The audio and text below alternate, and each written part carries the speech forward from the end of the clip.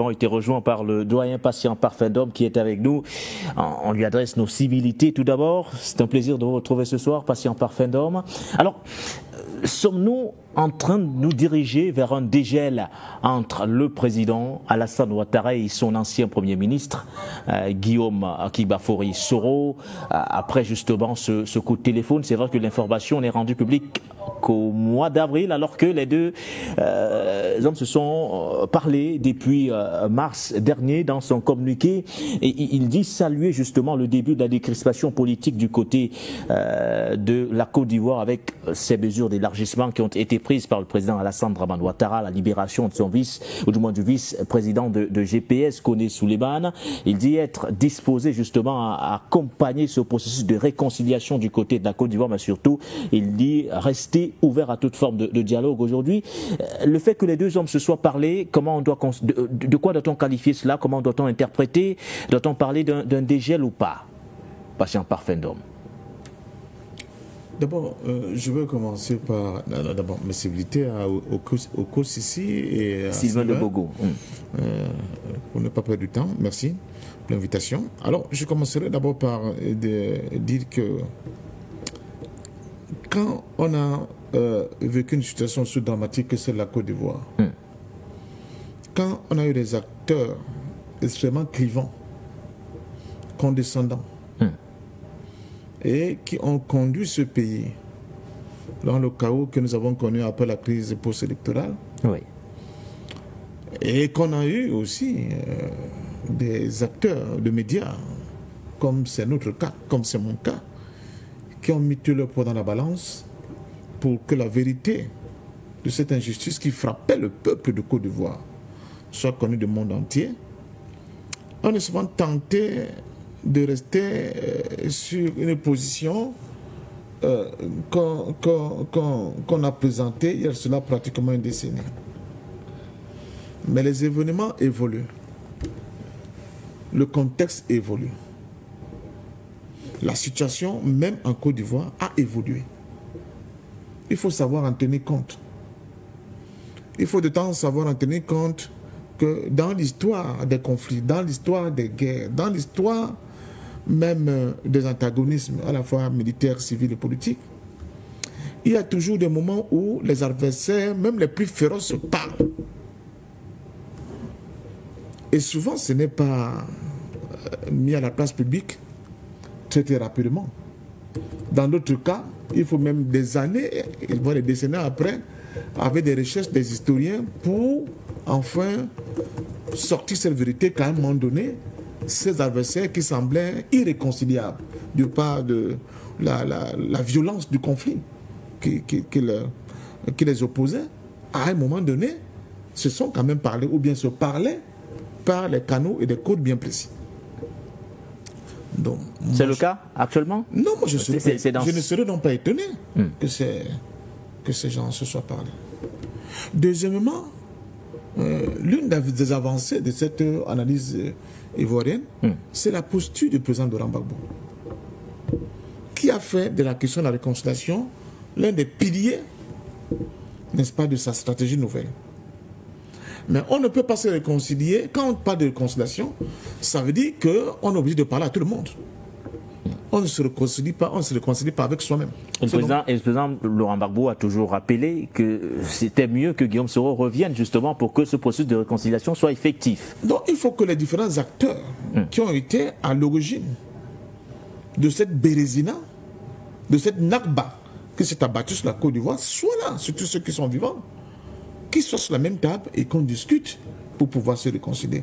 Cela ne veut dire pas, cela ne signifie pas que c'était par cet acte-là, nous allons absoudre toutes les fautes graves qui ont conduit à ce massacre des Ivoiriens que nous avons connu après la crise post-électorale.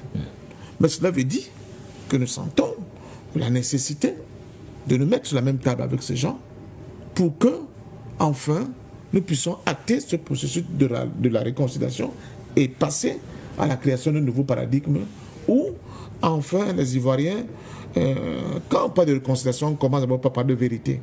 S'il n'y a pas de vérité, il n'y a pas de justice. S'il n'y a ni vérité ni justice, il ne peut pas avoir de cours de réconciliation. ça va rester debout des lèvres, les gens n'auront pas été sincères. Il faut avoir le courage de pousser le bouchon jusqu'à ce niveau, de telle manière que chacun puisse reconnaître ses fautes, chacun puisse demander pardon, et que la justice vis-à-vis des victimes soit une réalité. Enfin, maintenant, on peut penser que le processus de réconciliation a vraiment plus une vitesse de croisière qui va permettre qu'on tourne cette page, qu'on puisse avancer. Ce qui n'est pas facile. On dit pardonner ne veut pas dire oublier. Premièrement. Deuxièmement, je parle de l'analyse de la situation, donc de l'environnement. Oui. L'environnement que nous avons aujourd'hui en Afrique de l'Ouest, ce n'est pas le même environnement qu'on a pendant la crise post-électorale. Il y a eu beaucoup de modifications. Il y a beaucoup d'avancées. Les soutiens dont bénéficiait par exemple le pouvoir Ouattara, il ne l'a plus aujourd'hui. La force que la France avait à l'époque au niveau du continent africain, la France ne l'a plus. Je me souviens encore de ces images de la prestation de serment de M. Ouattara à Yamoussoukro, où on a l'impression que tous les chefs d'État du précaré français étaient presque embarqués à Yamoussoukro, Malim Nitari, pour assister, n'est-ce pas, à ce sacre de M. Ouattara qui venait de marcher sur des milliers de morts pour être installé à ce trône-là. L'attitude de M. Sarkozy vis-à-vis de certains chefs d'État, n'en revenons pas, ceux qui avaient vu ces images à l'époque se souviennent encore de la violence dans cette attitude de condescendance de M. Sarkozy vis-à-vis de certains chefs d'État. Donc, l'environnement a changé. Le Mali n'est plus le même Mali. Le Burkina, c'est plus le même Burkina. Le Niger non plus. Et d'ailleurs, même des officiels maliens, du haut de la tribune de l'ONU, vous avez vu, n'est-ce pas, des flèches qu'ils ont décrochées en direction du régime de M. Ouattara et de Ouattara lui-même, c'est tout vous dire.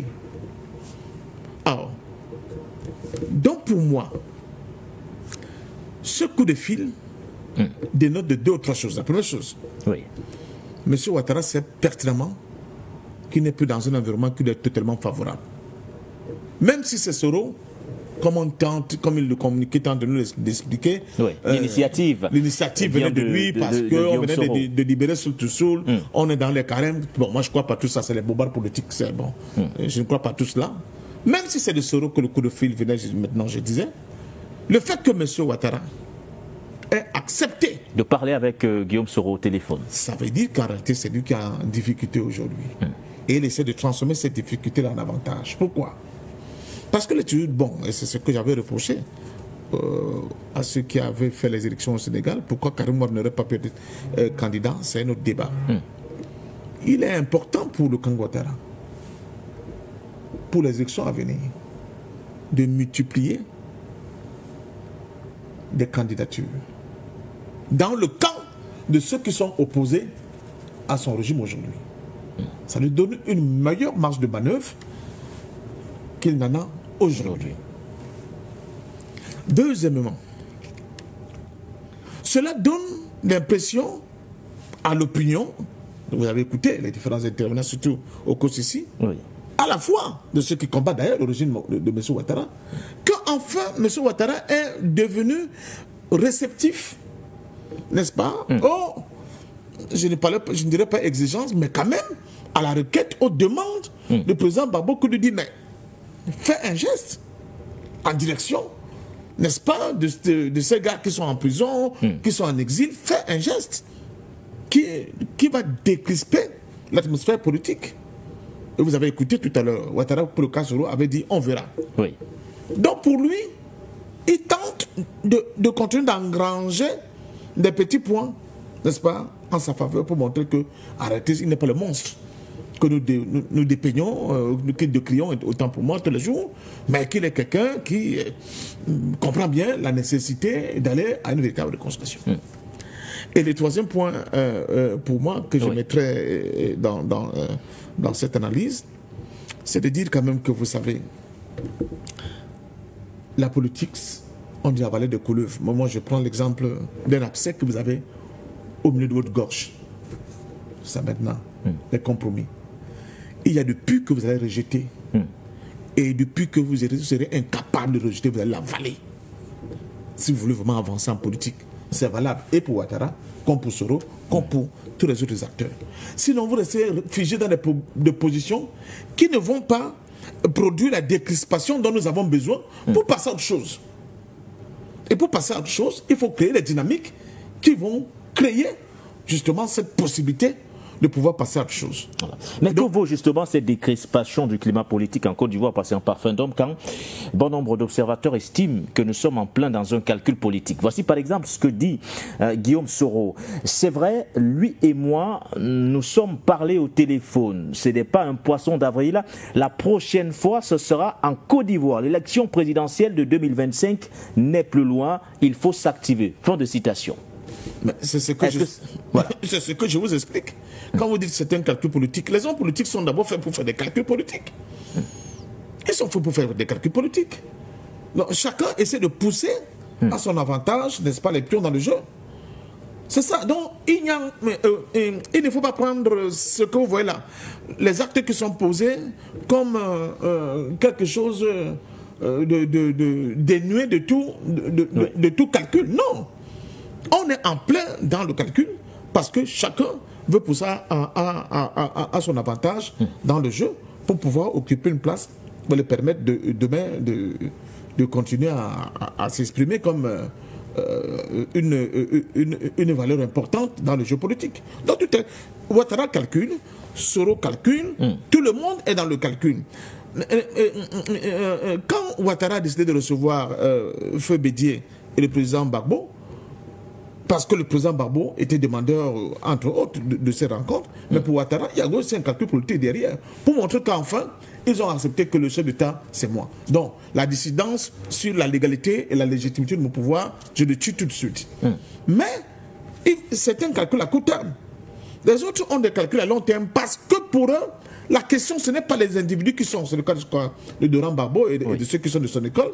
Mais la question, c'est de doter enfin la Côte d'Ivoire de véritables institutions qui reflètent la vérité, la légitimité du peuple ivoirien, ce que veut le peuple ivoirien, et non ce pouvoir plus ou moins usurpé, plus ou moins illégitime, plus ou moins illégal que nous avons en face de nous aujourd'hui. Et quand vous êtes dans cette disposition d'esprit-là, votre personnalité, vous-même ne compte plus. Ce qui compte, c'est demain. Ce qui compte, c'est ce que vous allez léguer, le flambeau que vous allez léguer, n'est-ce pas, à votre jeunesse, comme principe fondateur, comme principe devant édicter, n'est-ce pas, justement, leur participation dans le jeu politique. Parce que la finalité de ce jeu politique, normalement en Afrique, doit être de permettre aux jeunes Africains de faire éclore leur génie et de développer leur pays. C'est ce que les EPC appelaient l'élévation du standard de vie. Si vous n'êtes pas dans cette dimension-là, on ne peut pas parler de l'élévation du standard de vie. Quand on brime les gens, quand on emprisonne les gens, quand on viole et on continue de violenter tout un peuple, ça peut marcher comme ça. Donc, ceux qui accompagnent souvent ce processus doivent en faire comme une espèce de sacerdoce. Souvent, on parle de nos dirigeants qu'on connaît, qui ont été au sommet. On oublie les sacrifiés. Ils sont souvent des milliers de martyrs anonymes, dont même les noms ne sont pas connus, mais qui ont donné tout pour que la réalité de ce nouveau paradigme que nous appelons de tous nos voeux soit possible. Donc moi, je continue de dire, il est inutile de se lancer dans les diatribes en condamnant l'un, en ne pas condamnant l'autre. Ce que nous attendons de la Côte d'Ivoire, c'est que ce génie dont nous savons que le peuple ivoirien est doté puisse éclore. Mais pour qu'il puisse éclore, il faut justement que nous puissions arriver à une situation où, enfin, non seulement les filles et les fils de Côte d'Ivoire pourront se parler, se dire des vérités, mais deuxièmement, ils pourront en toute liberté exercer leurs activités politiques, sociales, culturelles et tout ce que vous voulez au sein de leur propre pays sans subir des brimades quelconques. Et ça, c'est un pari qui n'est pas du tout gagné. Ça passe par des petits pas, comme ce qui vient de se faire là. Ça passe aussi par des concessions, des compromis, des compromis, parce que je peux vous assurer que ce n'est pas facile d'être face à votre bourreau.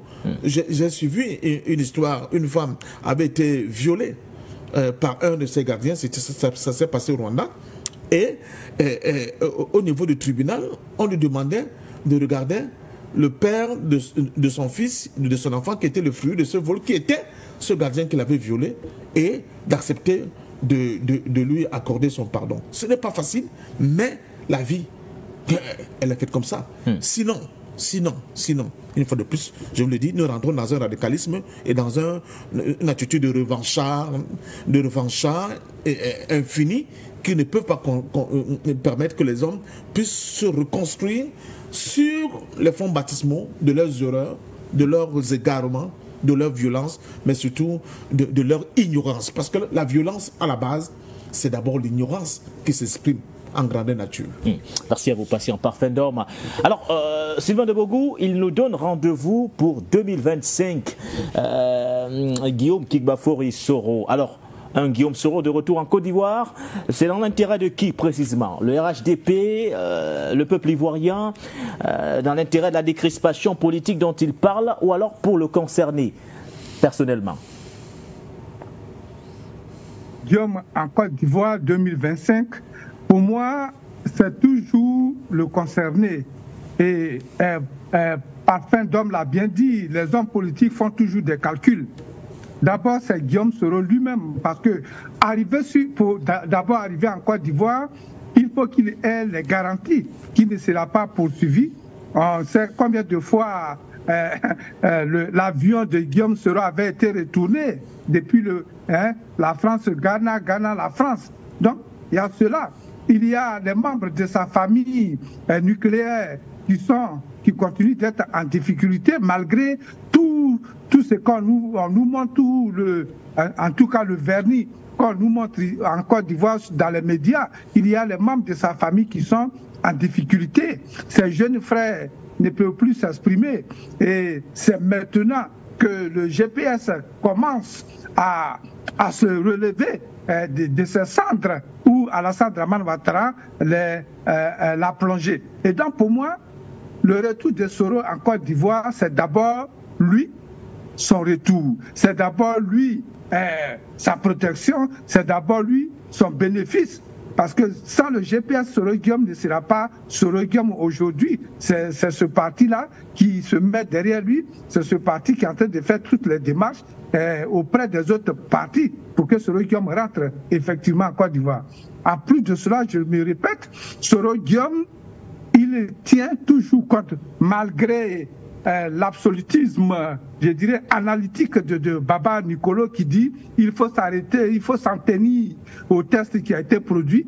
Mais je dis que, qu'on le veuille ou non, Soro Guillaume tient compte des promesses que Alassane Dramane Ouattara lui a faites au niveau de la direction de la Côte d'Ivoire, que ce soit au niveau du RDR ou au niveau du GPS ou bien dans une coalition qui pourra protéger les intérêts du dictateur Alassane Dramane Ouattara. Soro Guillaume ira d'abord pour ses intérêts. Lui, Soro Guillaume, président, et là, il aura les mains de tous les pouvoirs,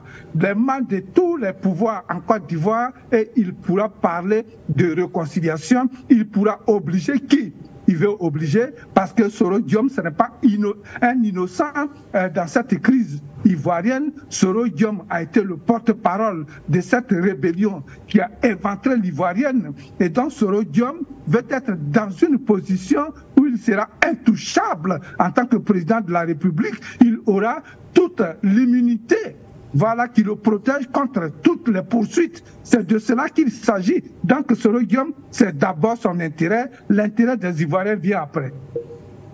Merci à vous, Sylvain de Bogou. On va afficher les codes d'accès pour permettre également à nos téléspectateurs de pouvoir réagir ce soir, surtout pouvoir donner leur avis sur cette décrispation en vue, forcément, ce dégel entre le président ivoirien Alassane Ouattara et Guillaume Soro, l'ancien président de l'Assemblée nationale, pour ce premier coup de fil inédit depuis près de 5 ans maintenant. Alors, au Kosibaba Nicolo, la réconciliation, forcément, se fera avec Guillaume Soro. Bon nombre d'observateurs l'espèrent aujourd'hui. Est-ce le cas également pour vous?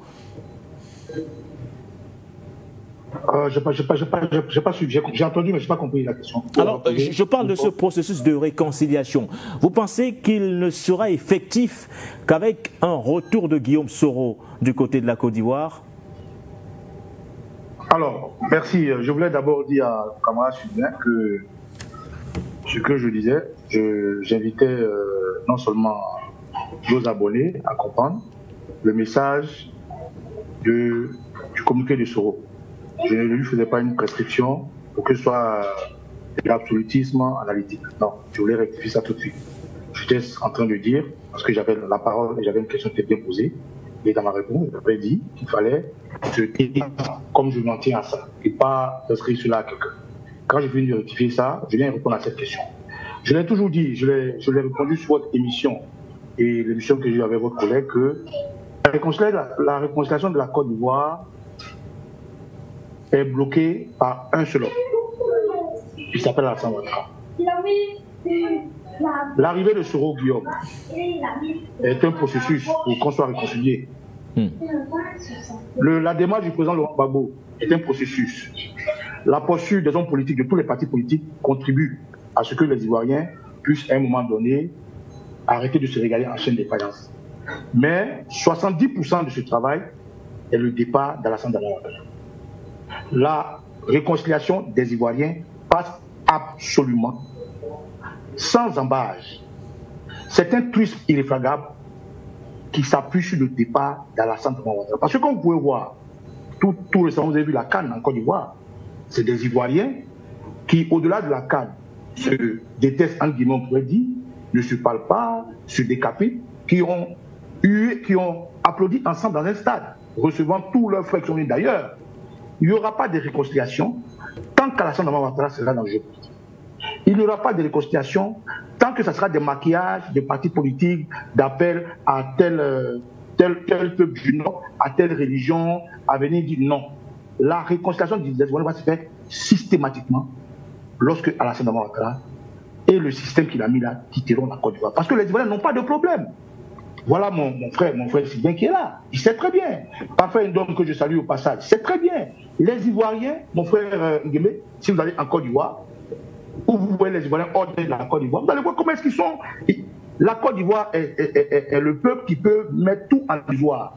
Il rit de tout. Et je ne dirais pas que c'est un peuple que je m'en foutisse, mais c'est un peuple qui est très placide, comme l'éléphant qui est leur emblème. Le problème de la Côte d'Ivoire, la réconciliation de la Côte d'Ivoire, s'appelle Alassane Ouattara.